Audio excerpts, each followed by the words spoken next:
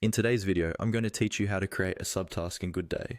Creating subtasks is a great way to break larger tasks into smaller, more manageable pieces, and it helps keep your projects organized. In this walkthrough, I'll guide you through each click, so you can follow along on your own screen. First, open GoodDay and look at the left-hand side of your workspace. Here, you'll see the main navigation panel. Find the project management icon on the left and click on it.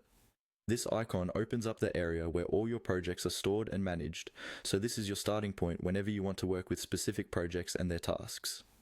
Once the project management section is open, you'll see a list of projects that you have access to. Take a moment to locate the project where you want to add a subtask. This might be an active project you're currently working on, or a test project if you're just practicing. When you've found the right one, select that project from the list, then click on it to open it fully. Inside the project, you'll see its main task list or board view, depending on how your workspace is set up. Look for the task that you want to break down into smaller pieces.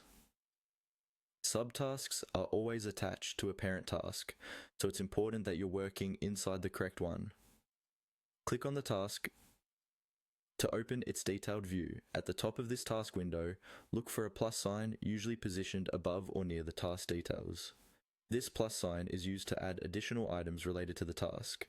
Click on the plus sign, and a small menu will appear with different options you can add. From this menu, choose the option labeled Subtask. Clicking Subtask will open a new subtask creation window or panel. This is where you define what your subtask is about. Now, fill in the details for your subtask. Give it a clear, descriptive title so anyone on your team understands what needs to be done. You can also add a description with more context. Set a due date, assign it to a team member, and adjust any other fields available in your workspace.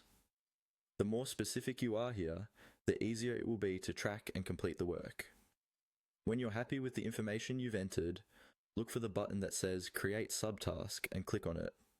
Your new subtask will now appear under the